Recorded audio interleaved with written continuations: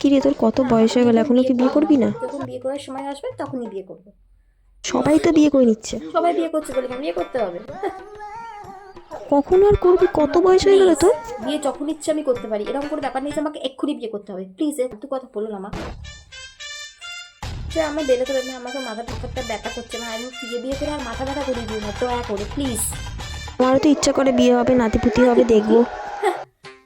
নাতিপুতি যখন হবে ঠিক তখন হবে, অত ভেবে লাভ নেই মা। হানিমুনে তো যাবি? হানিমুন তো আজকাল বিয়ের আগেই সবাই হানিমুন করতে চলে যাচ্ছে। তুই একটু বেশি জানিস মনে হচ্ছে। দয়া করে আমাকে বিয়ের কথা বলবে না প্লিজ। বেশি বিয়ের কথা বললে মাথাটা খারাপ হয়ে যায়, মাথাটা খারাপ হয়ে গেলে আমি কিছু করতে পারবো না প্লিজ। উফ, তুমি তো জানো মা, আমি তো ভালোবাসি, তো ওর সাথে আমি বিয়ে করবো, তো এত তাড়া কিসের তোমাদের? তারা আছে, সবাই বলছে মেয়ের বিয়ে কবে দেবে, বিয়ে কবে দেবে। আমার আমার বিয়ে আমি বুঝবো, ব্যাস ঠিক আছে। তো সবাই তোর বিয়ে খাবে না? তো লোকে আমার বিয়ে খাবে মানে লোককে বলো, লোকে লোকে আমার বিয়ে খেতে হবে না, লোকে নিজেদের আরেকবার দুবার করে বিয়ে করে দিতে তাড়াতাড়ি পেয়ে তারা নিজেরা খেয়ে নেবে।